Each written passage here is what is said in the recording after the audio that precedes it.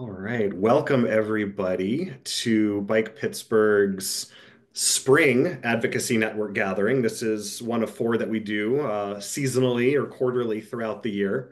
Um, and just really glad to have you here with us, folks who are joining. Please again put your name, neighborhood, bike ped committee if that's applicable in the chat. A piece of bike or pedestrian infrastructure you've been appreciating recently in there too.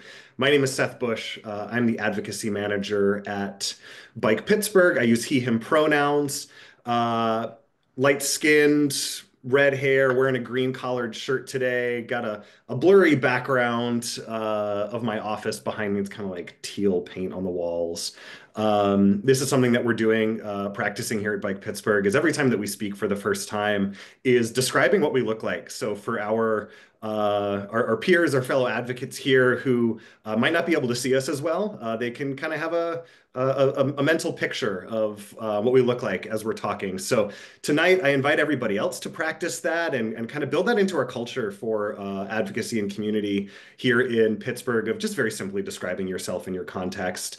Again, I'm the advocacy manager. It's my job to support really awesome advocates like yourselves. We have this incredible network. I think we're up to 25 bike ped committees all throughout the city right now to learn how to be really effective advocates, to be strategic in your campaigning, to be networked and resourced with each other, and to get out there and make our streets safer for everybody. And we have these quarterly gatherings as an opportunity so that we can do that together, have some sense of community because we're spread out all over the place, having our different meetings. It's really nice to come together and learn.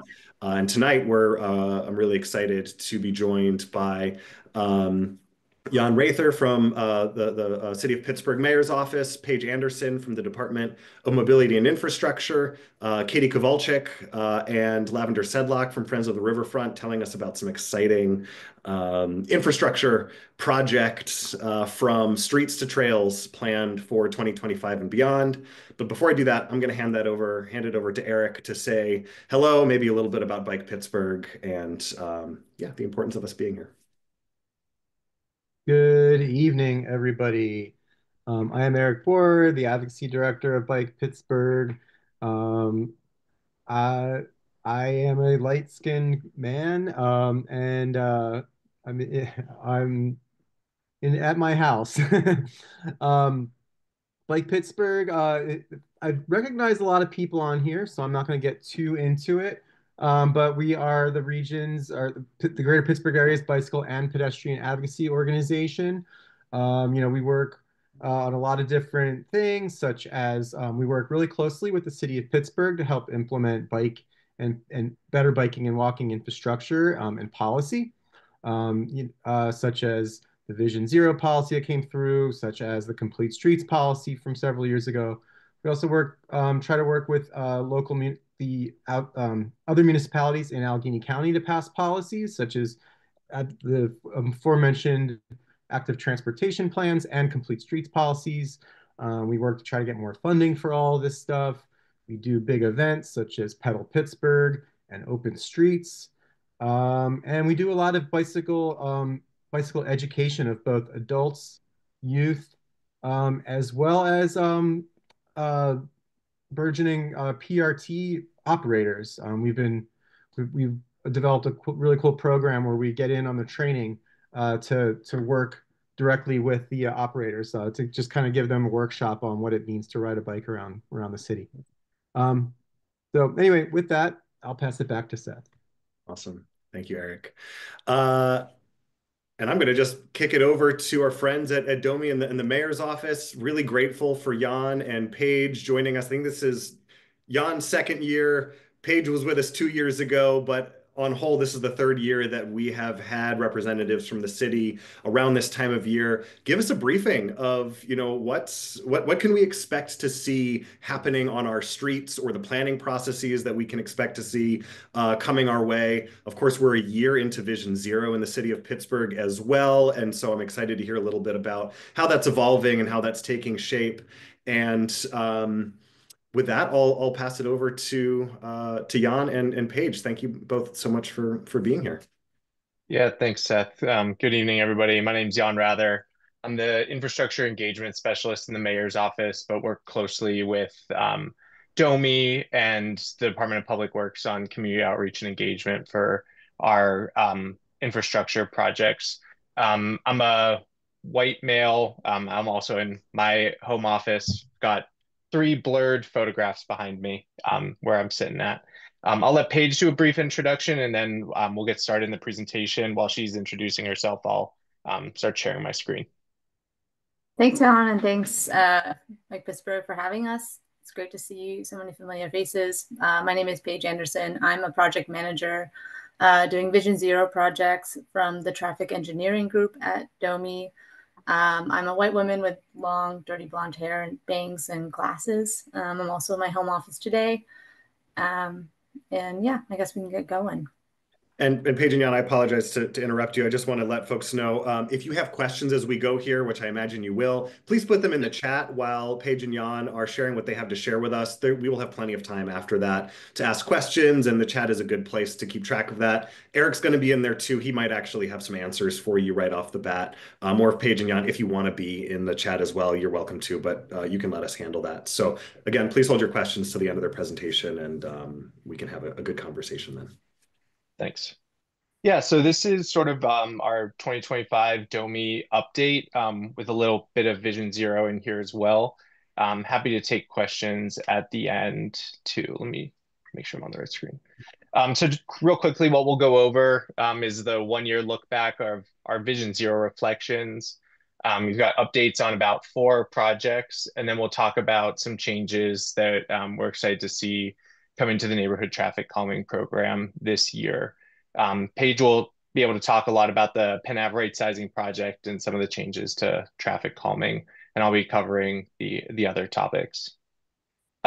So yesterday, I believe, was the 1-year anniversary of the commitment to Vision Zero. So, we're 1 year into this commitment. We've got a 1-year recap memo forthcoming that'll get presented to council, shared publicly on the Engage page. But really, over the last year, we've been working on establishing 4 interdisciplinary working groups. The first being education, engagement, and communications, second being budget, the third being enforcement, and the fourth being the fatal crash response group. And I'm just reading off a slide here.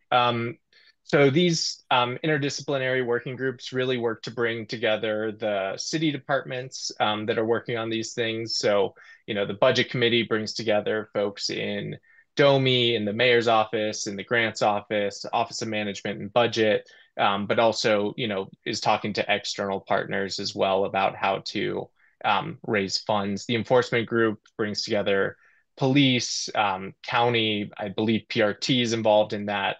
Our automated enforcement partners, our education engagement and communications team also includes mayor's office, DOMI, communications staff, a representative from Allegheny County, and I think soon to include somebody from the Complete Streets Advisory Group. And lastly, our fatal crash response group, they go out and evaluate crashes after there's been a fatal crash on our streets. And that is also interdisciplinary, involving folks from mobility and infrastructure, public works, police, SPC, and some others. So some of the successes that we've had in the last year: passing legislation to approve automated red light enforcement. We were able to maintain the traffic calming and Vision Zero funding despite some upcoming lean years for the city budget. Hard to put this in the success category, but our fatal crash response group responded to 7 fatal crashes, implementing interventions in response to each of those. And I would say the success there is really that was not previously happening every time somebody died on our streets. We also worked hard to develop some Vision Zero outreach materials. We established the Vision Zero Engage PGH page, which I encourage folks to check out, and then had some trifolds and other material distributed at the Walk and Roll to School Day and other events. We were also able to kick off the Vision Zero community agreement, This is kind of a renewed version of a pledge that we're hoping folks will make to, use city streets safely. And then the early procurement process kicked off at the end of last year, and we're hoping starts to see implementation later this year. So looking ahead for 2025, I'll be talking about this a little bit, rethinking the traffic calming program, increasing collaboration with the Complete Streets Advisory Group. One of the big focuses really is the push for changes at the state level to allow us to use more tools. I think we really appreciate y'all's advocacy, everybody's advocacy, but there's a lot that we would hope we could do if only we were allowed to at the state level. We're also looking to increase our work with the Safer Together coordinators in public safety. So those are sort of the civilian community engagement professionals within public safety to do more education outreach regarding sidewalk parking paired with enforcement efforts. And then we'll be reviewing the launch of the automated curb enforcement and potentially expanding that as well. So I'll get into project updates, and I think Paige actually has this first one, so I'll go on mute and let Paige talk about PennAv right sizing. Yeah, I have the great privilege of being the project manager for this this project. Very exciting. We are currently working on this scope, which will be implemented in the spring, really early summer of 2025. Just to put this in a little more context too, there is actually two projects, and the second one is they're kind of working in tandem because there is a larger signals project. I think it's $27 million to upgrade all of the signals in this corridor. In 2027, 2028 is likely construction. So this is sort of foreshadowing for that project. The goal is to remove the travel lane and improve safety by implementing this right sizing and using that extra space to build a parking protected bike lane. I know we've talked with Bike Pittsburgh over the years about various ways to get bike infrastructure through the strip district, but the big goal with this is that when we started doing Vision Zero and the high injury network was released and PennAv was on it, we realized just how many crashes were there. So while the bike lane is a wonderful addition, I think that what we see from a Vision Zero perspective is the greatest opportunity is just that by actually reducing that travel lane, we'll introduce a lot of safety to the corridor. It is going from 31st to 22nd, so it is going to end at what we're calling the core of the strip district. We did see a drop off in crashes and speeding around that area. So that will be kind of, that is what our plan is here. And then, how that ties in with the future 2027, 2028 major corridor project is that we'll be seeing a lot of traffic calming and bigger infrastructure investments to the core with, pedestrians at the forefront, biking in a shared condition, improvements. But again, this 2025 project is a quick build, paint and bollards kind of project to just implement as much safety improvement as we can quickly and cheaply. So I know that there's been a lot of controversy about this project, but we are still, forging ahead and working with all of the stakeholders in the area because primarily around loading, because we know that the single biggest issue is that right now that second lane is being used for loading. And so if we want this right sizing to succeed, we need to find better ways to load within the two existing parking lanes, which will be maintained. And I see a question about flex posts. I think we're going to be using parking curbs, some of the rubber parking curbs that you see in some areas around the community. Of course, in the future, we'd love to use concrete precast barriers like we have downtown. But again, we're working on a quick build, low budget for this first 2025 project. So that is our current plan. We're in design today. We expect to be wrapping design in April. and moving into construction. There will be one more meeting, a pre-construction meeting in May or June that you will be the first to hear about.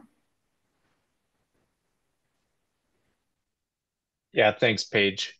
I think I saw it in the chat here, just about leaving feedback, this being in the media a lot. We've been collecting those notes, compiling them. I'll say most of the stuff that's coming through my inbox anyway has been supportive, with a few people opposed. Obviously, we're making sure that folks see both the positive and negative when those comments come in, but any feedback that you all have, we're happy to hear and take into consideration. So the next project is the South 18th Street safety improvements. Glad to see Mark and Thomas here. I think I met with y'all's group last night talking about this. This is one of our high injury network projects for 2025, going from Carson to Monastery. Also using quick build materials. And the goal is to provide a climbing lane and connect to the proposed new pogo station at St. Patrick's Street. So again, this is, comes out of the Vision Zero work, identifying the high injury network. I think there have been discussions about a project for South 18th Street in the works for a number of years. Finally going to do some implementation here. We're still finalizing the stakeholder feedback. I think comments on the Engage page are closed, but if folks have anything or want to email me, I can make sure that gets to the project team. And then we'll be working on a community meeting. It's coming this spring, and then constructing toward the end of this year for this project. So here we did a stakeholder walkthrough with folks. We started at Carson Street, walked up to Monastery Ave. And so what I have here on the screen is just a map of the South 18th Street corridor. It highlights the intersections, the crashes, the bus stops, and then has some information about each of those intersections.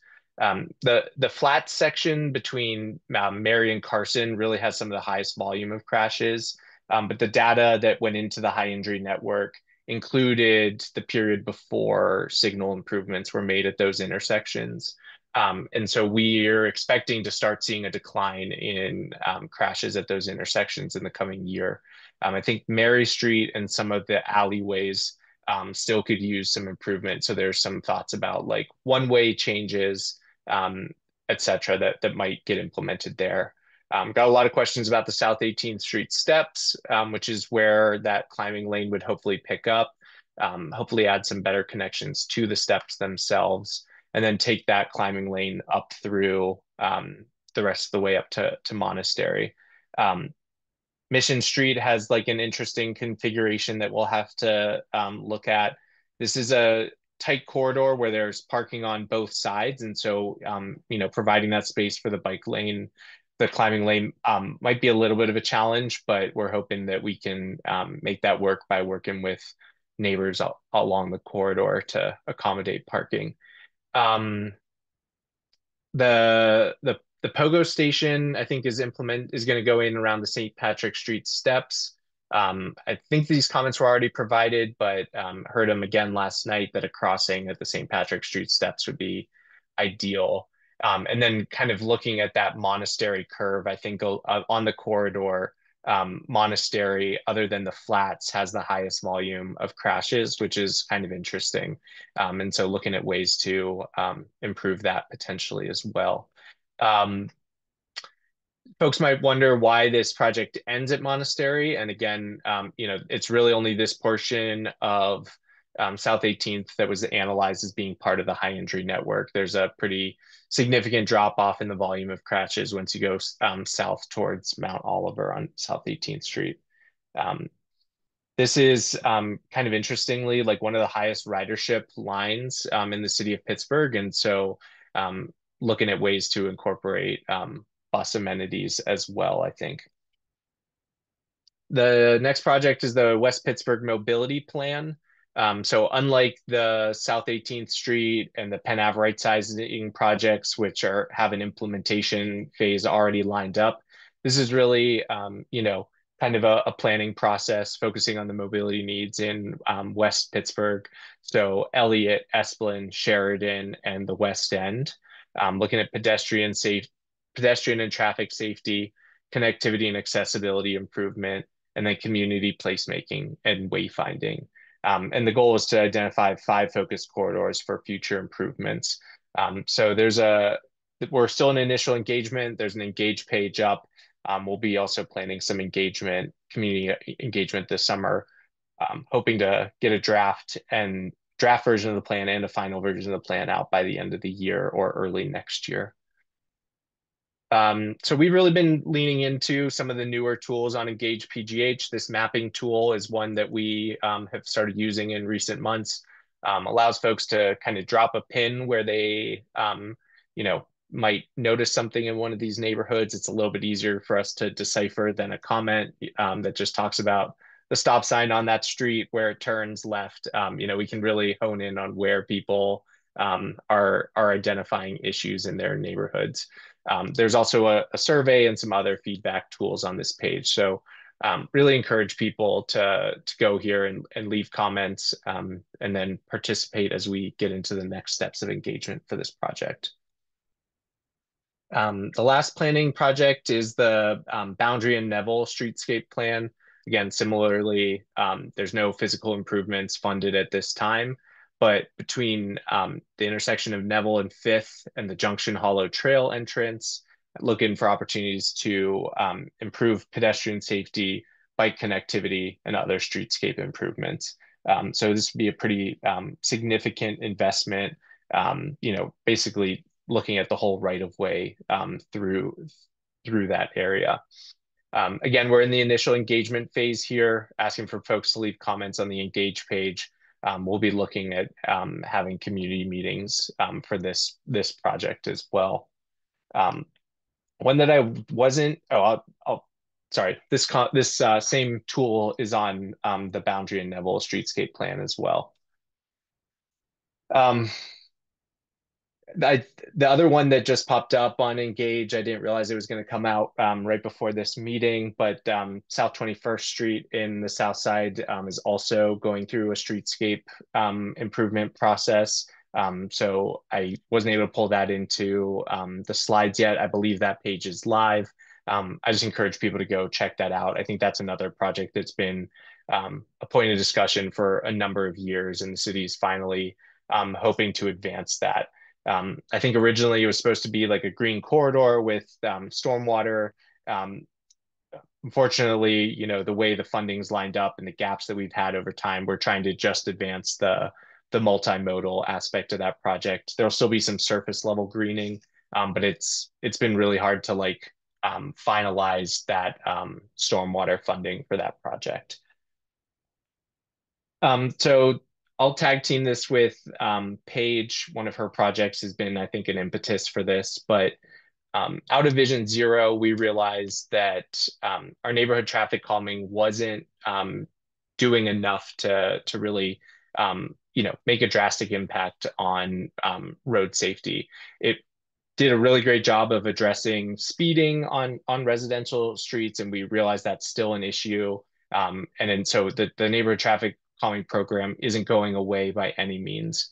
But through the analysis, through what we've learned, we're still seeing crashes at intersections, which is where a lot of the crashes happen. And speed bumps, help reduce speed as you approach those intersections, but doesn't always address the sight lines or the conflicts.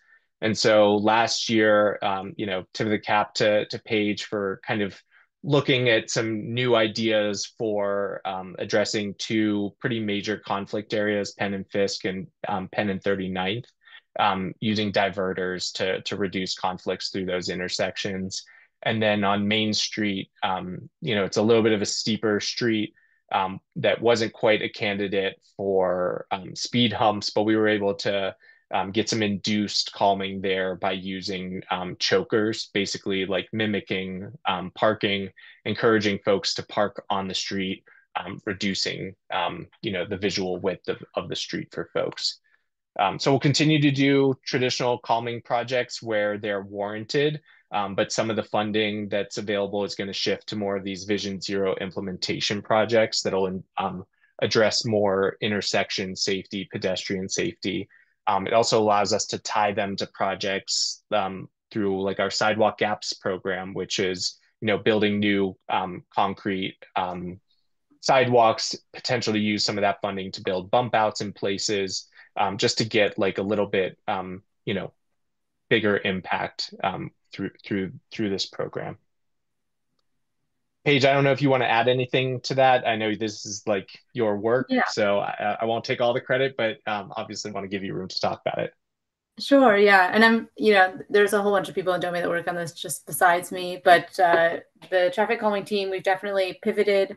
It's interesting from an engineering perspective, I think, looking at different, as we tackle Vision Zero projects. Actually, I think one that wasn't really Stanton Ave Phase 2 last year. I think that's a great example. It wasn't really born out of Vision Zero. It was born before then, but it kind of ended up with installation design as we were coming up with Vision Zero. And I think it's a great example of as we shift to, roads that have more crashes, they're more likely to have, buses, they're more likely to have trucks, they're more likely to have a lot of different variables and design factors that kind of make it more complicated. So and pen right sizing is another good example.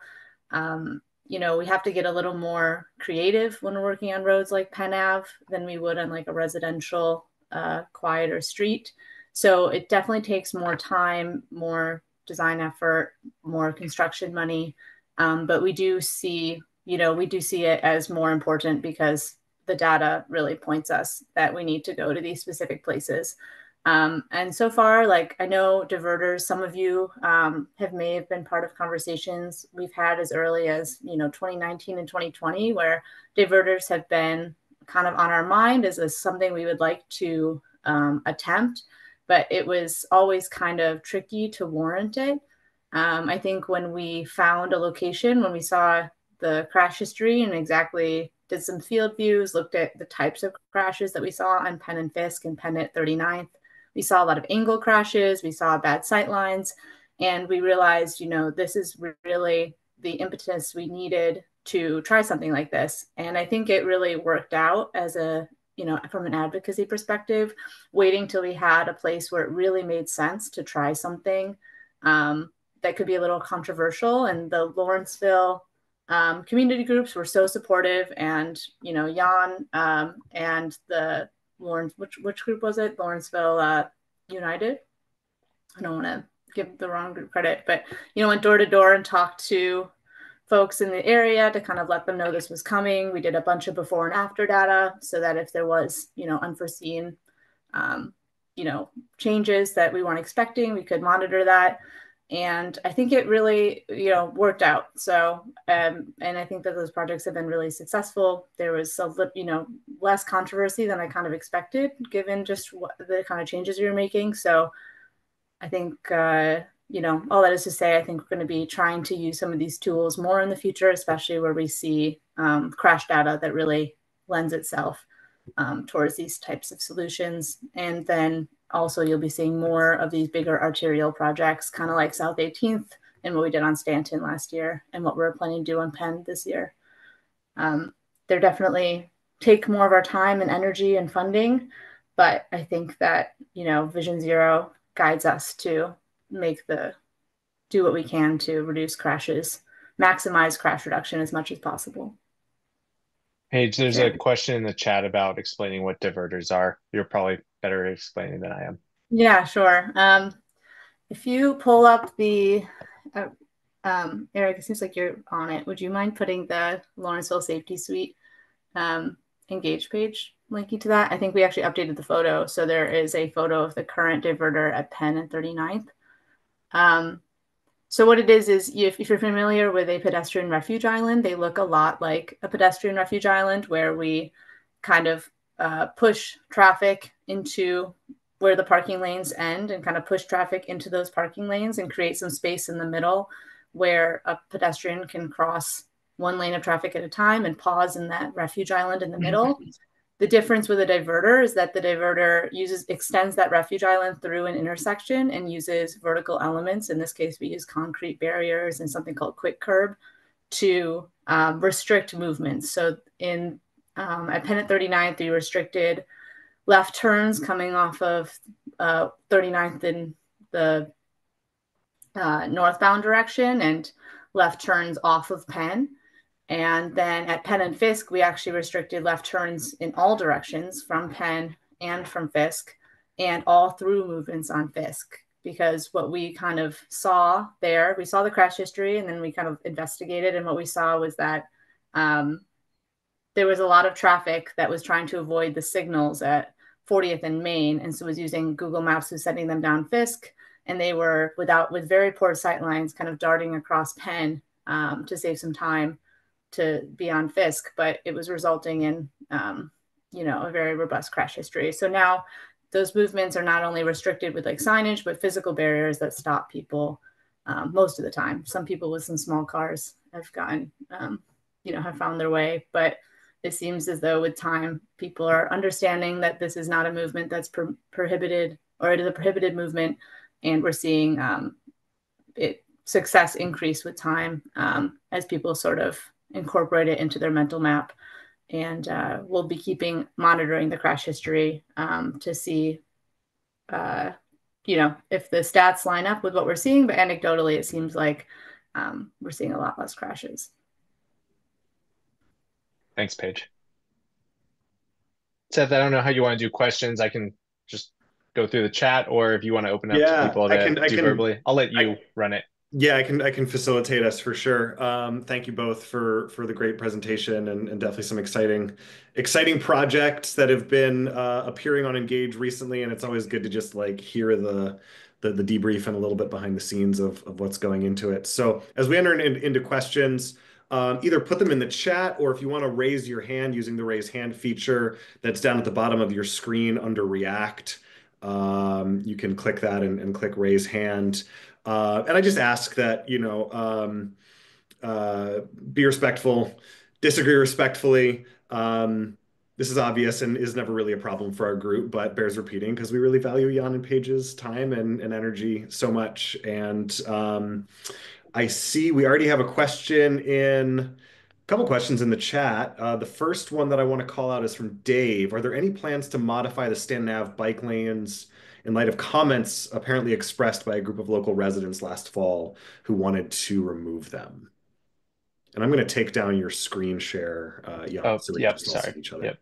Yeah. I think I can take this one, Jan, but you can let me know if there's something to add. It doesn't sound like anything. We have not gotten word from the council people looking into any kind of severe modifications to the stand nav bike lanes. Obviously, at that meeting, there was also a lot of support for them. I will just mention that, there was a few people. One of the people who started the council hearing was a woman who did not have an ADA spot, but was seeking one and had been denied because we added it because we had the bike lanes in front of her house and the parking was across the street. I know that we did reach out to her to see if there's other areas we could accommodate her needs elsewhere in the city. So we were trying on kind of case by case to address the legitimate concerns from folks, that is our typical procedure if you're ever applying for an ADA space and it's unable for a bike lane or just because there's no parking in front of your house or whatever. It's always just trying to work with DOMI staff to find a place for a handicap spot that can serve you to the best abilities of the street in the area. So I believe that was the issue that rose to the top. But as for other changes, none seem to be moving forward. Thanks, Paige. Yeah, and I'll just add to that real quick. Paige might give me a weird look after this, but like it helps us so much to know about like ADA stuff before projects go in. I mean, I think I said it multiple times at the community meeting. I think I went back and watched the recording just to make sure I had like mentioned, if you have ADA parking needs, let us know. But the same is also goes for if you have a neighbor who has an ADA spot. outside of their house, but you know the person that requested that moved away 10 years, but there's still a spot like that that exists. Let us know, because those are the kinds of things that DOMI designs around. And it's easier for them to design around it before than it is after it's been installed. So, just something to be aware of in your neighborhoods as you're talking to folks. Um, you know, I think because of the availability of parking, folks sometimes don't make the request because they're like, I can park outside of my house. 99% of the time, why would I ask for dedicated space for it? But it is when we are, making these changes that it's hard for us to know if we don't know that somebody needs that accommodation. But we're obviously, happy to make that accommodation when we know about it. So Jan, you're saying that if you know of somebody who's handicapped or mobility impaired and needs a spot, even if it's not normally a problem, they should proactively reach out rather than waiting until some project is affecting their area. Is that, am I understanding correctly? Yeah, I mean, I think it's helpful for all of us to, like, especially if there's a project coming down in the next couple of years. Like, I think at the time we had that Stanton meeting, we were trying to encourage people to let us know as the project was happening. I don't think you need to like go out and tell your neighbor, today, apply for one tomorrow if there's nothing coming. But if you like on South 18th Street, for instance, now is when we want to be hearing from folks if there are folks that have ADA needs on that corridor that don't have signage. Now is a better time for us to find out about that than fall when we're ready to install. I see. Okay, gotcha. Great. Thank you, Jan. It falls in line with guidance that I give to a lot of bike ped committees when projects are kind of in the planning phases or a little bit far off, but we know it's on the horizon, is use that as an opportunity to build connections with your neighbors. Go knock on some doors, go to the farmer's market, go have, some conversations with local businesses, schools, institutions, and find out what they think about the project. You'll hopefully build allies and friends, and you might find some problem spots that you can work out. It's much easier to work those out if they're known earlier than later in the process. So that's really good guidance. I'm going to hand it over to Nancy for your question because you live in that area as well, and this might be related. Oh, well, no, it wasn't. It's related to the strip, actually. Oh, great. Similar sorts of questions. I know that on Penn Avenue, there was two questions, really. Penn Avenue, there was a group of, I guess, business owners who had a petition going to sort of cancel the bike lanes that were going to be installed on Penn Avenue. And so my question is, did anything come of that? I have not seen a petition yet. So I think a billboard went up, the website went up. It directed people to sign the petition and also email me and I think Assistant Director Angie Martinez. I got a couple of emails, haven't seen the petition, but I think 6 or 7 of the emails that referred to the billboard were still positive. They're like, hey, I saw this billboard. I just want to let you know I'm opposed to what the billboard says. So I don't know what we'll end up seeing from them, but we haven't seen it yet. I haven't seen it yet. Okay, I'll also just add too that like the strip district merchants, we have met with them many, many times before the billboard even went up. We've been working with them very closely this entire time. So, we are in constant communication with them and working with them all individually to address, specific concerns, especially when it comes to loading. Okay, great. And my second question, also a strip district question. I guess I spend a lot of time there, even though I live in Highland Park. Is Smallman Street, which is in the strip there, is really a mess. And I just wondered, I thought I heard a while ago there were some plans for that, but I just wondered where those plans were at this point. Yeah, I can take this one. Yeah, actually, great news. We got a $1 million grant from DCED with so thank Lindsay Powell for advocating for us. We did apply to multiple grants for Smallman. There's a really huge need for sidewalk repair, a whole slew of work, including But it does include a proposed outbound bike facility to kind of be the pair to the inbound facility on the right sizing scope on Penn. So we're waiting to hear back if we're getting more grants, if there's going to be more money, and then we'll be kicking off those projects. I don't know what the timeline will be for construction. I can't really speak to that. It may be a few years out. These things sometimes move slowly.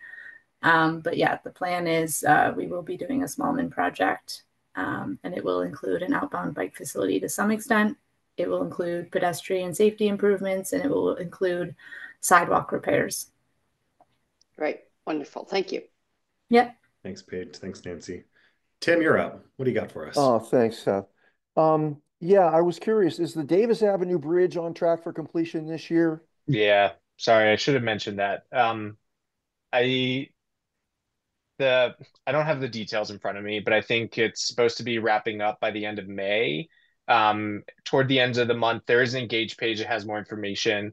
I think the next week or two, there's going to be a detour in place because the trusses are on site and have to be hoisted above the roadway. And to be able to do that safely, they have to close that bridge. I think there's more information about that detour on the Engage page. Hopefully there's something about the timeline as well. But yeah, hopefully by the end of May, I think, is when we're shooting to have that open.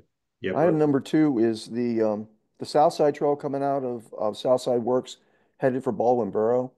That surface is just a massive roots between the last office complex and the old flood zone. I was wondering if they have plans to repave that. It needs to be milled and smoothed out. Paige, do you know? Could you tell me again what location this is on the South Side Trail?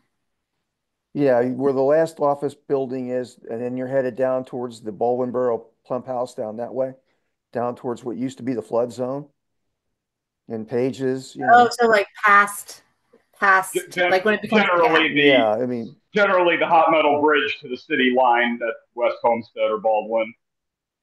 Yeah, you got it, Thomas. Yeah, I mean it's gotten pretty lumpy the last couple years, and I was hoping that somebody would be planning on milling that down and smoothing it out. This is Thomas from Southside. We had put in a request, I guess, to our councilperson's office, and my understanding, sorry, I have noise in the background, but my understanding is trails are sort of the no man's land in the bureaucracy between they're not a park, they're not a road, they're not exact. DOMI doesn't do paving, so like who's responsible?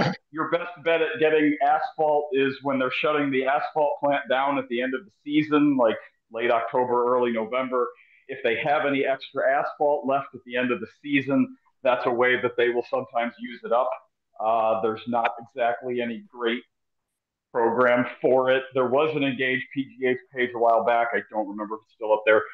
Surveying trail conditions, all trails citywide, nothing specific to that section as far as I'm aware. My little 20-inch front wheels don't like that trail much. Speaking of paving, Steel Valley Trail, in sometime around April 15th, there will be closed for a couple of days while they do the repaving by Duquesne, basically from Grant Street out to McKeesport, the McKeesport Bridge. And what they're doing is not doing just a repaving, putting down 2 more inches of asphalt. They're going to tear up the surface, dig down about 10 inches, put in a concrete base layer, and then put another 2 inches of paving on top of that. So we might want to take a look at how that's going to hold up before you go and just throw another 2 inches of paving on the south side. What we found is that obviously if you just put 2 more inches down, tree roots are going to still come back up. And hopefully this is going to solve the tree root problem forever, hopefully. That's the Steel Valley Trail from Grant Street to the Rankin Street Bridge. Great. Thank you, Roy. Hey, Seth. Yes. Just one last item. I don't know if anybody's noticed, but there's a crack that's appeared in the North Side Trail behind the logistics company near Bike Heaven. That substrate was moving before, and it's still moving. And I know who was it that said the trails are kind of like no man's land? But if it keeps going, You know, they need a retaining structure in there at some point, or else they're going to lose it at Well, some future time. maybe our friends at Friends of the Riverfront. I know you don't own and manage the paving of the trails, but you're definitely people who keep eyes on them. So Yeah, that's I've sent people photos and stuff. I mean, it's a shame that that pavement was brand spanking new 2 years ago, and now, yeah, you know, it's they'll see a shifting. threat to it at some point. I Okay. appreciate your patience. Yeah, thank you.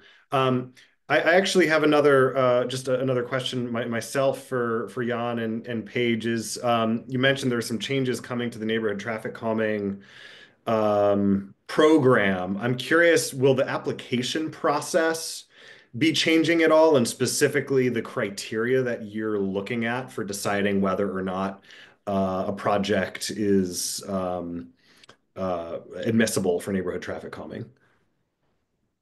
Paige, I don't know if you want to talk to this, but to be clear, the actual like neighborhood traffic calming program is not going away. So the Right. application for that will be the same. I don't know about some of the other implementation projects if there's going to be a new intake process for those, Paige.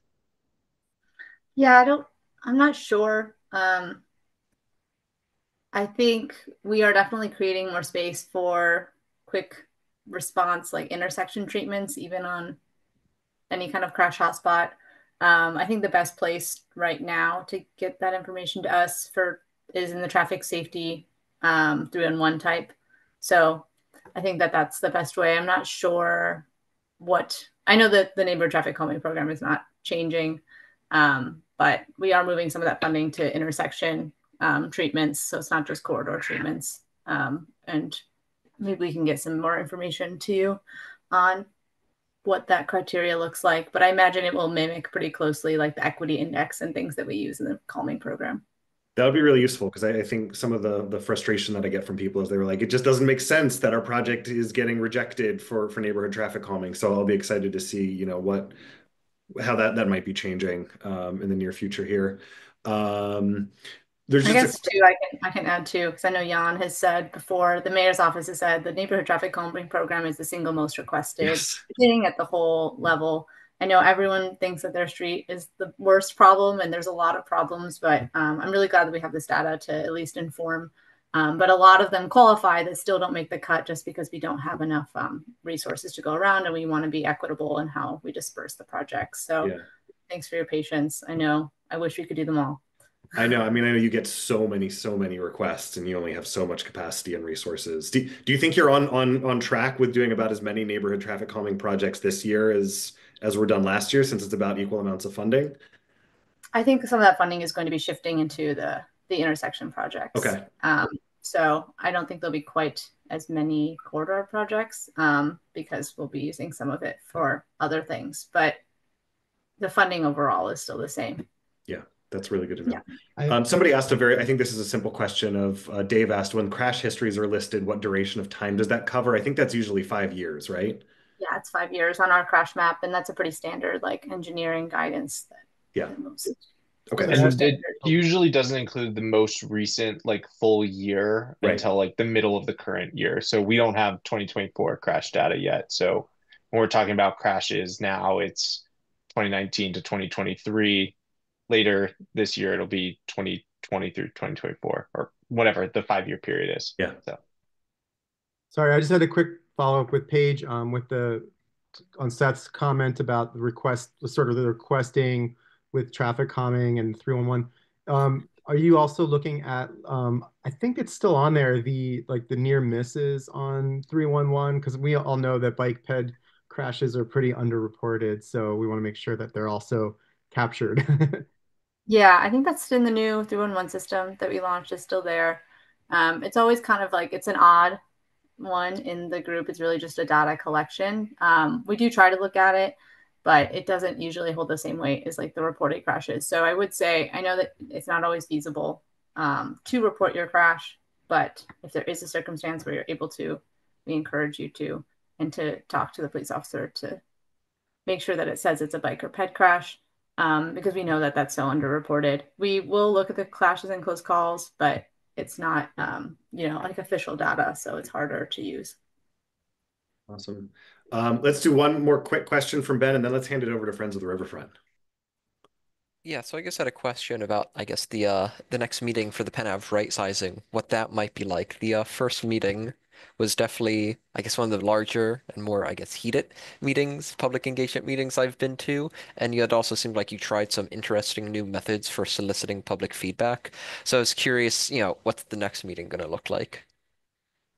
Yeah, we're still working on that. I mean, one of the things that will have happened by that time is we'll have been in touch with each of the businesses in the impacted area, or not everyone, but the ones with the most significant loading needs, about what the changes out front of their businesses are going to look like to show them how loading is going to be accommodated there.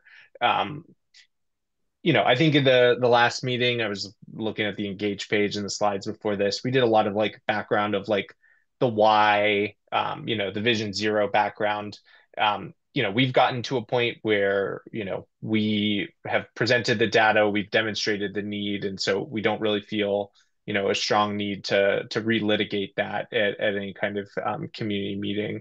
A lot of it will kind of be like design specifics and the timing of that meeting will probably be within 60 days of planning to go to construction. So it's really sort of like a pre-construction community meeting. Here's what's designed. If we missed any like big red flags, we'll still have time to implement those, but it's not going to be the kind of like uh, you know I'm for or I'm against this. By the time that's happened, we'll have hopefully move the design to a place where it is ready to go into the ground. As to what like the exact like format looks like in terms of being interactive, probably be a little bit less so and more presentation style, maybe with some boards looking at like specific blocks or something like that. um, yeah, hopefully that answers your question. Paige, I don't know if you have anything else to add, but yeah. No, just hopefully it's a nice, boring pre-construction meeting. I'm sure it won't be, but we can all hope. Right. But it'll be a lot of like, here's what to expect during construction, if for the people that live there, what the construction will look like, what to expect. We won't be debating the merits of if the project should exist. We hope. Thank you both. Applause for both of you again, taking some time on your Thursday evening to talk with our advocacy network. It is so greatly appreciated. We really are grateful for the work that you do and how you do it. So thank you so much for being with us. With that, I'm going to hand it over to Katie and Lavender, and don't worry, we'll have plenty of time for you. So take it away. All right.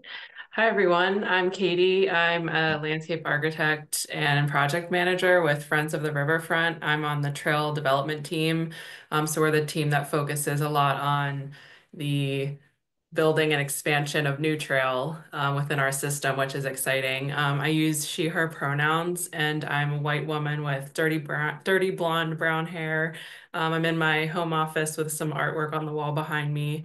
And I'll pass it to Lavender to introduce themselves, and then we'll get started. Thanks, Katie. My name is Lavender, and I use they, them pronouns. I am light-skinned with blonde hair, with a blurry background and a brown sweater. And I am the trail experience coordinator at Friends of the Riverfront. And I am here to just share a little bit about our programs, but answer some questions, some of the things I noticed in the chat. And then Katie's going to mostly present all the exciting development projects that I know you all want to hear about. Hopefully the screen looks okay for everyone. Yep, thanks, Seth. All right, so as I had mentioned, hopefully you all know we work on the Three Rivers Heritage Trail, which has many different names within the city. So the South Side Trail or the North Shore Trail or Junction Hollow, all of that is considered within the Three Rivers Heritage Trail network. Right now we're around the 35 mile mark, and we currently have much more in development. So this is the red lines along the map here. It's a cream colored map with the rivers in blue, and then we've got red lines following most of the riverbanks to show where trail exists, and different wayfinding markers on the map as well. We have plenty of maps at our office and also try to get them to businesses around the city. So if anyone ever needs maps, feel free to reach out to Lav or I. We will be happy to get them to you. We have about 35 miles in development right now of trail. So that's trail that's either in feasibility study or planning and design. I've noted a few of them on this map here. So we've got projects all the way up the Allegheny to Brackenridge and Tarentum, Springdale and East Deer Township, O'Hara Township.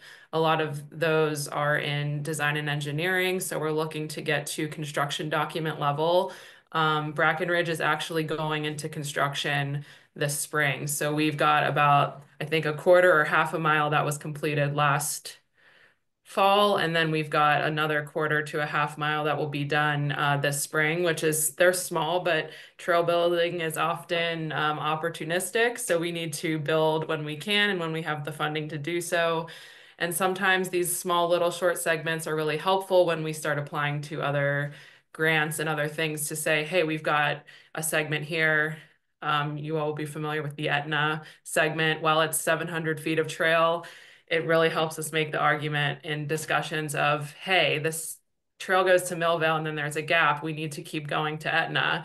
So while Etna has this small piece of trail right now, it really helps us when we're having discussions with the railroad and others to say, you know, we've got trail here, let's close that gap. And then going along the Mon River, we have the Hazelwood to Cary Furnace project, which is really exciting, and we have a lot of public support for that.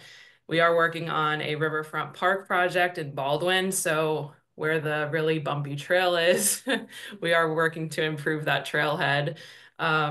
And then we've got some water trail work that's happening in Braddock. We've got the Turtle Creek Connector Trail, which will connect from the Cary Furnace site out to the Westmoreland Heritage Trail.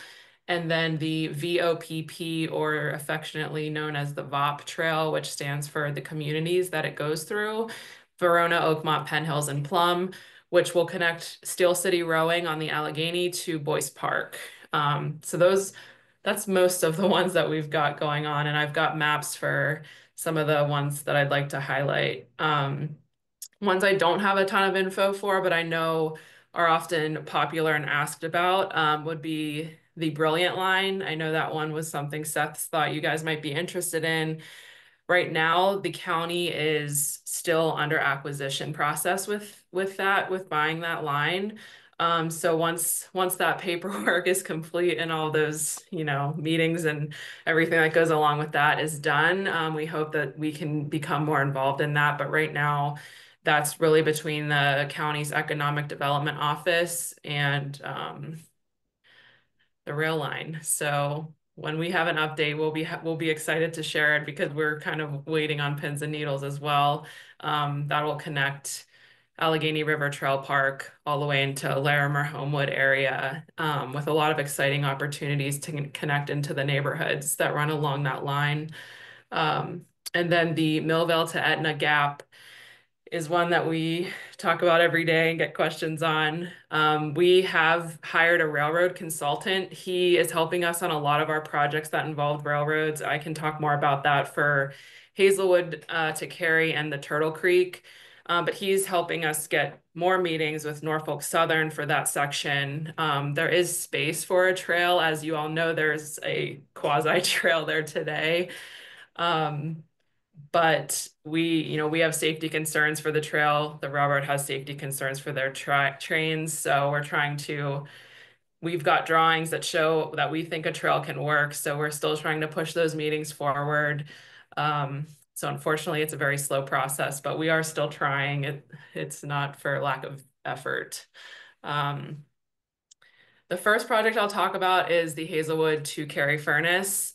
This one is really exciting and has great momentum. And this one does involve a railroad, CSX, but they've been very positive in our conversations and are willing to work with us to have 2 bridge crossings. So Right now, the trail alignment starts at Hazelwood Green, where the Uber test track used to be, right at that edge along Blair Street and Tecumseh.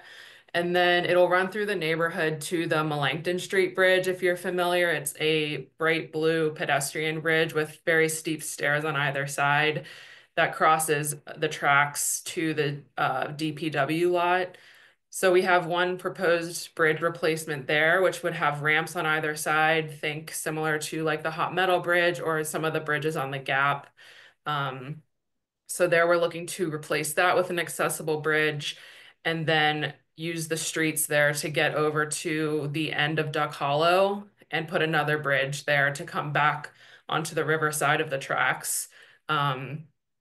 And we've met with CSX multiple times. We are actually getting further than we are in other projects where we're entering into a project initiation phase with them, where they, we pay them to review our drawings, but that's the process we have to go through. So that's what we're doing. But we've gotten that far, which is great. We've highlighted the trespassing issue, that folks are going to keep crossing the tracks because there's a desire line there to get to the city or to get to Duck Hollow. They don't want trespassing. It's very unsafe for trail users. So that seemed to be the trick in getting them to come back to the table. So from connecting back to Duck Hollow, the blue line on the map here, then we would go use the existing trail, get to the trailhead where the parking is today, and then continue that trail to the Cary Furnace site. Once we get toward the Cary Furnace site, we're hoping to have two routes. One would go along the river and connect up to the Rankin Hot Metal Bridge, which if you haven't heard about this project, the county is leading a redesign of the Rankin Hot Metal Bridge, which is the railroad bridge that crosses the river over into Cary Furnace. And you can see it along the Gap when you're riding. They're turning that into a bike ped bridge. So we're looking to make that connection along the river. And then also right now there's the Braddocksfield Plank Road. It runs between the two rail lines at Cary Furnace. We're looking to also use that roadway to connect into the site and also to hopefully connect into all the work Swissville's doing and Rankin to make trail connections down to Cary Furnace from both of those communities. So Cary Furnace has a lot going on. And then thirdly, the Turtle Creek connector starts at Cary Furnace and will run out the Turtle Creek Valley to the Westmoreland Heritage Trail. So all of these are happening at the same time and all have pretty good momentum, which is exciting. I know sometimes it's hard to visualize something when it's still in the planning phase, but all of these are going to design and engineering with construction documents, which is great. I think we'll have one final public meeting for Hazelwood this spring, early summer. So I'll be sure to share that out. I know Seth's on our committee for that, but I would invite anyone to come who's interested. It'll kind of just be this was the process. This is how we got to where we got with the alignment, and these are our next steps. So we just want to be able to share that out with everyone to let them know how we got to where we are. And then for the Turtle Creek connector, as I mentioned, that starts at Cary Furnace. That continues through Braddock, North Braddock, Turtle Creek, down to Wilmerding, and then Pitcairn to Trafford. We just had a meeting with the railroad on last Monday. We had a site visit with them down through from Wilmerding to Trafford. There's rail line that we're looking to acquire that's out of service, and they were very receptive to us acquiring it. So we've submitted a letter of intent to purchase. We're waiting for them to come back with a price, but that's moving along great. And that would be a really nice section there, because a lot of what we've got between Rankin and Wilmerding is a lot of on-road facility where it's protected bike lane, but in some scenarios we don't have space to be fully protected or off the road.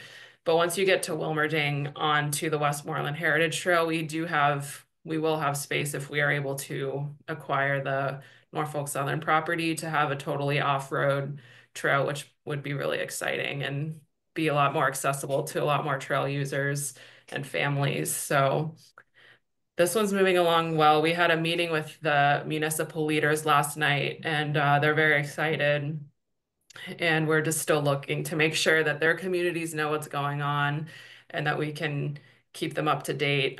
As I mentioned, sometimes it's hard for folks to get excited when it's still just a drawing, but we're just trying to make sure they're involved every step of the way and hopefully supportive as we move forward. So this project will also end with construction documents probably by the end of this year. So once we have some cost ideas, that's when we start fundraising for construction money or land purchase money, depending on how that goes. So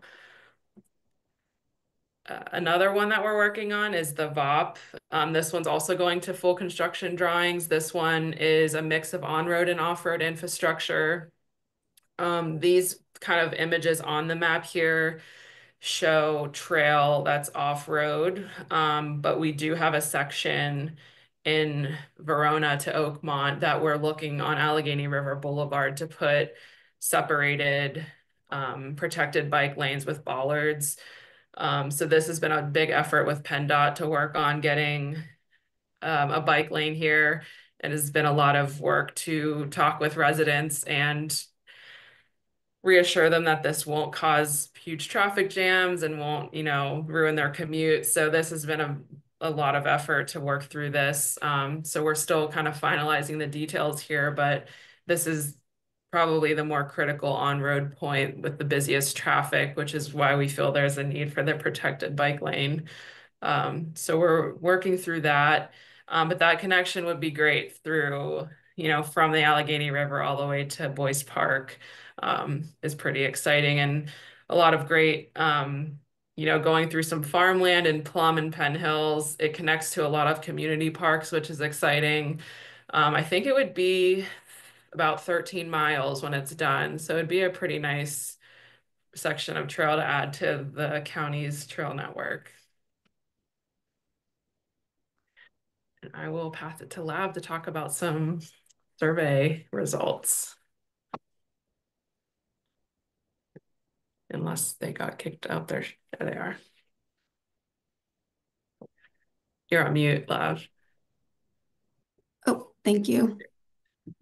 All right, so I'm just going to go over briefly how some of the results of our trail user survey that we do annually reflect a need for supplemental bike infrastructure advocacy from, sort of the Bike Pittsburgh community that can connect to our work on trails.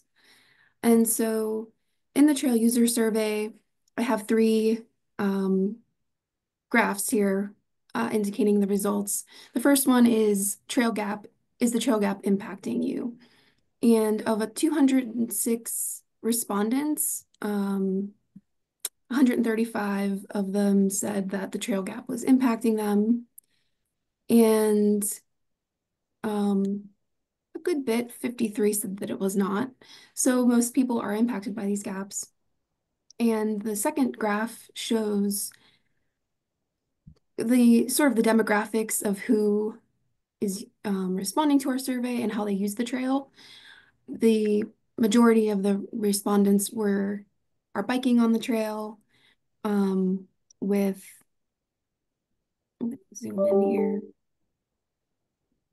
Is that 110? I believe it says 110 saying they are biking and that while biking, the gaps impact them. And 37 of those respondents who say they bike on the trail, they're not impacted by gaps. And so, interestingly, I think the cyclist category has somewhat on the higher end of people not impacted by gaps because they can take bicycle infrastructure on streets.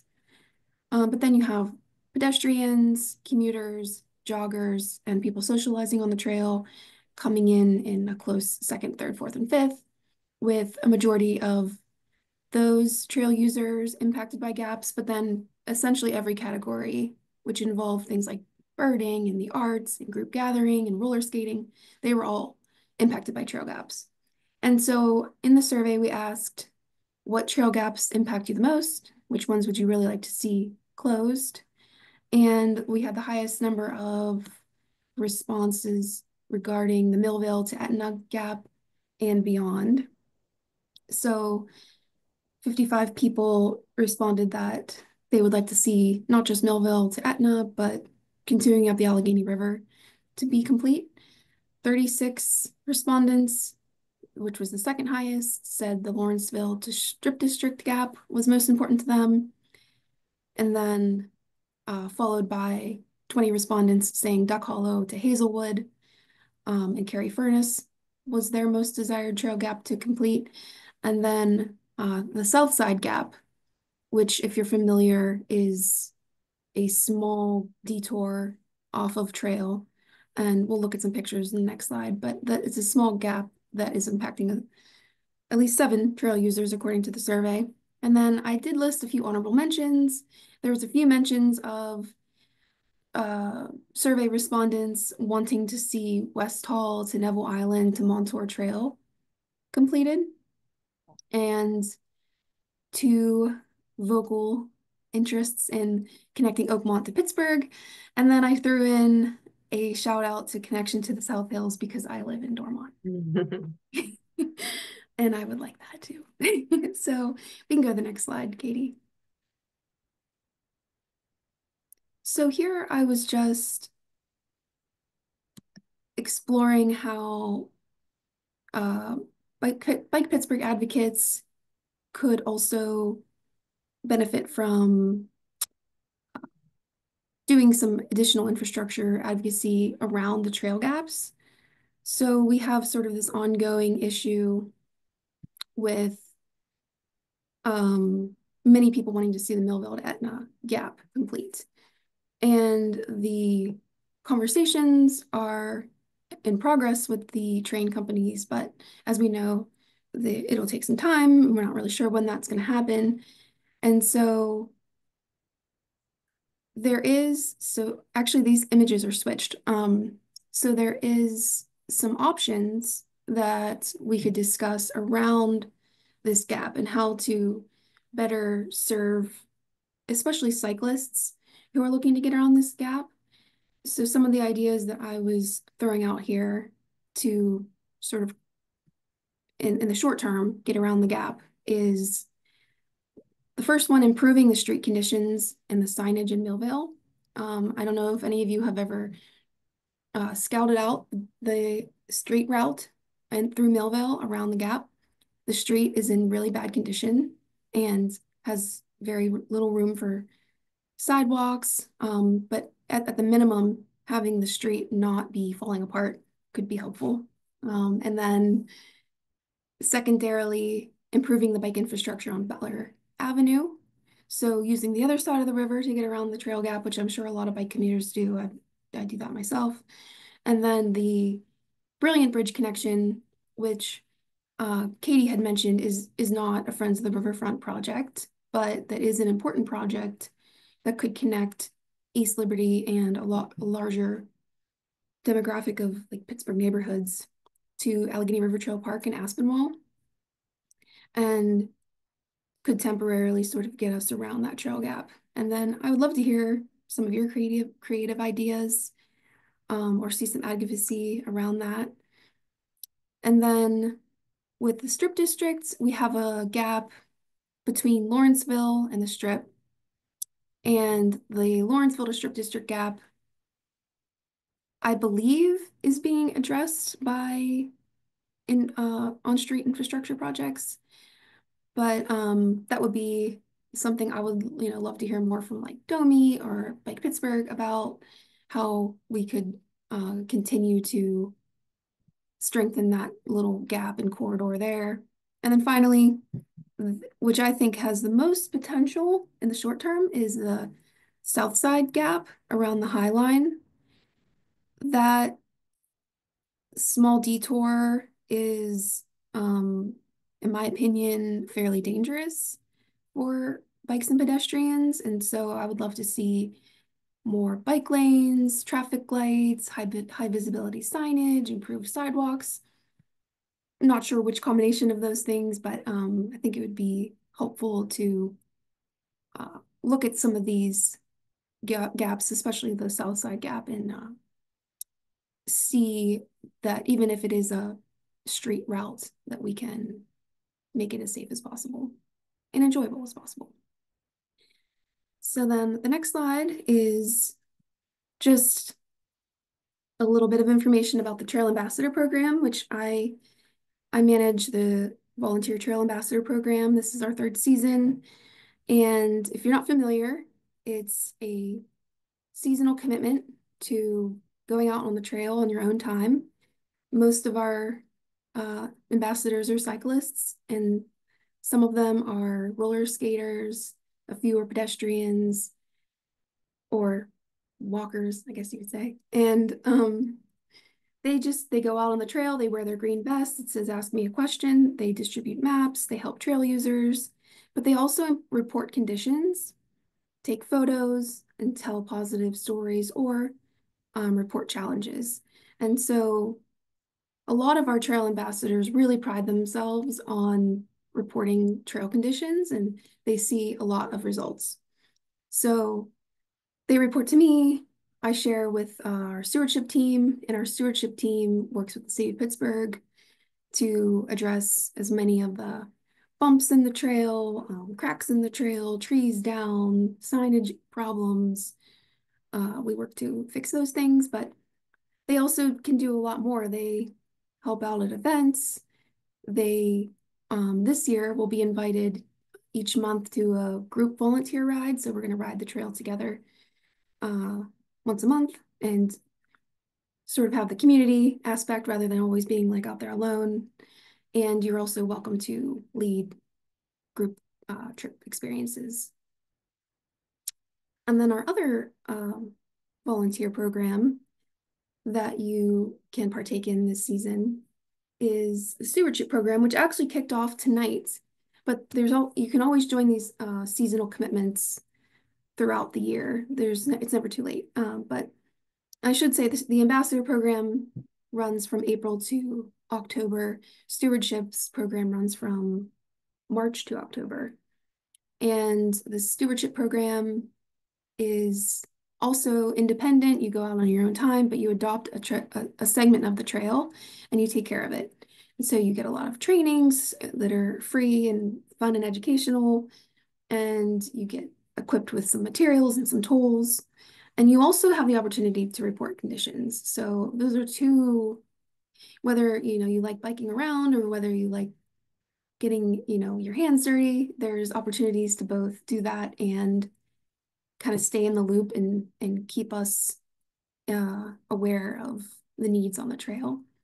And the trail stewardship team, though, they also have weekly drop-in events. So if you're not feeling like you want to do a commitment, you can go onto our events page, and there's a constantly updating list of the date, the segment, and the project that trail stewardship is working on, in addition to the trainings that are part of the stewardship program. Those are also free and open to the public. And I think this is our last slide. And these are just a shout out to Katie and I both have an event here. Celebrate Trails Day is coming up April 26th. It's a Saturday. And I'll let Katie talk about their event, but our trail experience event is a plant walk starting in Millvale Riverfront Park. We are partnering with Rogue Herbs this year to just do a fun, casual walk along the shore, learning about the plants of the riparian zone, identifying the plants, talking about their use, their folklore, and it's kind of like a group share, so you can bring your knowledge and share with the group, or you can just come to learn. And that's from 11 a.m. to 1 p.m. on Saturday.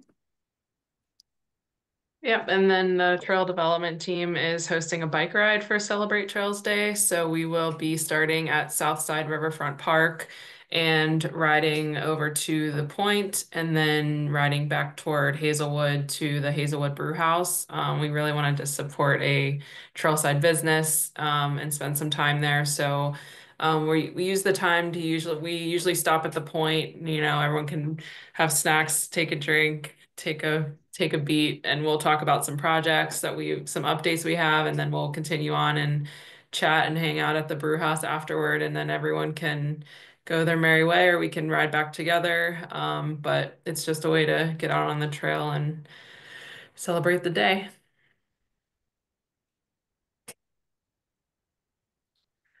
Awesome. Yeah.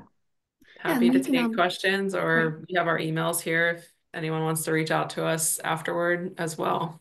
We probably have time for one question, but please send emails to Lavender and Katie. And I do want to like underline one thing or a couple things that Lavender shared is that there's some advocacy opportunities. If you are in Millvale, if you are in Southside, or if you are in Strip, Lawrenceville, reach out to Lavender, have a conversation about how that advocacy work can happen to try to help close those trail gaps with some of those on-street improvements. So if you're in any of those areas or either live there, work there, play there, please reach out to Lavender, maybe coordinate. And of course, I'm here to help you as well, further your advocacy work. Mary, let's hear from you quickly here too. Yeah, this is a question about the homeless encampments along the trail. They were a real problem last year. I was glad to see that the people had been rehoused, but we've been out the last week or so, and new tents are popping up. I'd really like to see those rehoused or found shelter somewhere else before it gets cold again, and also before other people decide that it's really okay to be camping there. They're camping next to no camping signs, and the right time to get ahead of this, I think, is the spring. And so my question is, what are the plans for keeping the trail open this summer? Friends works with the city and attends monthly meetings for the riverfronts, which has a unhoused item on the agenda monthly. So we can provide feedback to the city of what we're seeing, what we're hearing from trail users, and if we see anything that, they had those bullet points of items that they were looking for, whether they were tents or things were in the trail, how close they were to the trail, things like that we can highlight to the city. The city is putting up the signs and working through different areas.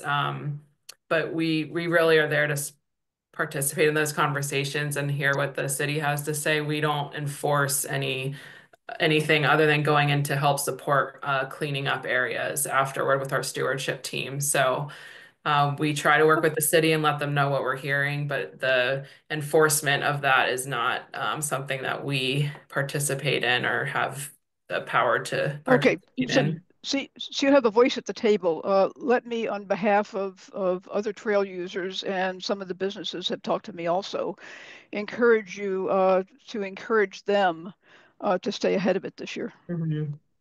Yeah, they're aware. I stewardship just today, and they're out on the trail every week. They just today were reporting on the presence of encampments, and they directly report that to the city. Yeah, there's 3 tents right at milepost 145, for example, and one at the east end of the First Avenue lot. Mm-hmm. Thank you all. Let's have a round of applause for Lavender and Katie. Thank you for your time. I'll make sure that their emails are included in my follow-up email tomorrow with the resources that they shared. I'll have the slides that they shared as well, so you can reach out to them if you have any further questions. We are nearing the end of our time. Our Bike Pittsburgh team has a couple of exciting just updates, announcements to share with you. I'm going to pass it over to Eric. Hey there. Thanks for all that. That was really informative, everybody. I'm going to be really brief, but go through some quick updates as well as some actions that people can take from the safety of their home. So first, we have an update on parking protected bike lanes. We have not given up. We lost again last year. We basically ran out of time. It got to 2 votes. It needed 3 votes. The 3rd vote didn't happen. So we had to start over. We started over. There's now another bill in this that already passed the House, and now it's over to the Senate. Really brief, this is a bill to legalize parking protected bike lanes on Pennsylvania state roads because they are currently, PennDOT is currently not allowing them due to a technicality in the vehicle code that only, for some reason, only PennDOT seems to be the only state DOT that interprets it this way. So it requires a legislative fix, and we have not given up. But as of right now, we are working closely with Philly and other advocates from around the state. And just pay attention to our website. And we'll be launching some action alerts upcoming. We have a kind of a soft action alert at the moment. So if you know anybody if you have friends or family in Johnstown or Indiana County area, we really encourage those folks to contact their state senator to ask them to bring this up for a vote. We think if it comes up for a vote, it will pass, but they just have to do it. So as of right now, it's kind of like a soft action alert. And I'm saying that just because we're in Western Pennsylvania. So if you know people in Johnstown or Indiana County, just either email me and I can provide you some information, or just have them contact to support parking protected bike lanes. Another thing coming up is Allegheny County is working with the city of Pittsburgh to create a Vision Zero safety action plan. So I don't know if Jan mentioned that or not during the city efforts for Vision Zero, but another piece of that is in cahoots with the county to create that Vision Zero action plan. There is currently a survey up online. You can go to it. I think Seth dropped a link in the comments. Just take the survey. It will help move that thing along. I think they're trying to finish it by the end of the year, but it's going to provide a series of streets and some fixes that they can then work on and pursue toward and get funding to fix. Another thing I want to let people know, you are the first to hear about this. We haven't publicly announced this yet, but we are working with the city of Pittsburgh on a Vision Zero Summit. It's going to be October 17th. It's a Friday, all day. It is kind of directed towards sort of transportation professionals in the field, but it's going to be open to anybody as well as advocates, which is why it's on a Friday. We can get those professionals to show up on a Friday during their workday, much easier. But there isn't a whole lot of information out there yet. We should be launching sort of the save the date next week. But you guys can pencil it in on your calendars now, October 17th, the Vision Zero Summit. It's just going to be a day of talking about, how we're going to achieve zero traffic fatalities and serious injuries in Pittsburgh, with workshops and conversations and plenaries and all the things that happen at summits. One other thing I wanted to mention, because it's so fresh, as we all saw, the Port Authority, or I always do that, the PRT has announced their round of cuts if they don't get funded from the state. It seems like we have to go through this every 8 or so years, but where we threaten to cut all the transit, and then we have to be saved by the state legislature. But it seems very serious this time, like really serious. As we all know, everything is, well, hellscape when it comes to legislature at the moment. But if transit isn't funded, we need I don't know what they're going to do. I don't know what the city's going to do. I don't know what the region's going to do. It's going to be pretty bad. So anyway, there is an action alert. There's a coalition of transportation advocates across Pennsylvania called Transit for All PA, and they just launched an action alert where you can email your senators. Like, it's really easy. Just click through. And you can be able to send a message and in support of funding transit in Pennsylvania. And the other thing I had was we talked a lot about safe trips in the Strip, but I'm going to really quick pass this over to Ben because he might have a couple words to say about the campaign to make the streets in the Strip safer. Yeah, I'll try to make this quick. Let me see if I'm allowed to share my screen to make this properly interesting. Cool.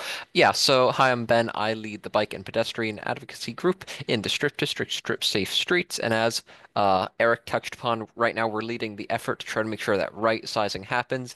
Hopefully, after the presentation, you agree it's a great opportunity to, make the Strip District safer, help create a bike corridor through a neighborhood that doesn't have one yet. And so to kind of counter some of the opposition to it, to ensure it happens, we have spun up a website with a bunch of information on the project and a petition. I can drop a link to the site in the chat. If you have not already, because I know it's been shared around, oh, Seth dropped it. If you have not signed it already, please sign it. Every signature, helps bring us closer to ensuring it happens. I also have project details and common questions on the site. There's a lot of misinformation going around. So, hopefully it's all laid out right here. I think that's everything. So yeah, let me know if you have any questions or cool. Thank you. Thank you. Thanks, Eric. Thanks, Ben. I know we're over time. I just wanted to share a couple of events that we have coming up. I'm going to drop in the chat here for y'all. The most exciting one to me, I hope you're excited too. On April 5th, we have our Strategies for Winning Campaigns training. If you haven't been to that before, although I know some of you have, that is a great opportunity to learn the nuts and bolts of how do you organize a campaign to advocate effectively for the change that you want to see. And the other highlight that I will make is that save the date for June 11th. That's going to be our next advocacy social. We're going to have a ride and happy hour at Hazelwood Brew House in collaboration with Bike Pittsburgh's business network. Katie and Lavender, you might be hearing from me to maybe get some updates from Friends of the Riverfront about happenings over there. We're still getting that together, but I think it'll be a cool opportunity to bring our business network together with our advocacy network for the first time. So I hope you make it for that June 11th, 5:30 p.m. More information on events on our advocacy calendar. And finally, wanted to share on August 24th is Pedal Pittsburgh. We're doing something new this year. We're going to give our advocacy network, everybody, a $10 off code. And what I'm especially excited about is we're organizing like a party ride for advocates. Eric and I are going to be, instead of working a rest stop, helping to lead this ride. It's going to be on the 25-mile route. We're encouraging bike ped committees to organize your committee, get everybody signed up for the ride, come out, make t-shirts, have a good time, whatever you want to do to like kind of feel some solidarity with your bike ped committee. And even if you come by yourself, it'll be a fun way to just ride with some other advocates. It'll be a party pace. It'll be chill. You get to hang out with me and Eric. And then we can all, arrive at the end of route party together and have some. There will be good beer this year, I promise. So please, please come, and there will be information on how to register for that coming out in very soon, like within the week, I believe, is when we'll have some more information on that. So keep an eye out. And I'd be remiss if I didn't say, if you're not yet a member of Bike Pittsburgh, I hope you become one and join us on Slack, where we have all sorts of fun conversation in our advocacy community. With that, thank you for your time. Much appreciated. You'll get a follow-up email from me, and have a great night. I hope to see you around soon. Thanks, Seth. Yeah. Thanks, everybody.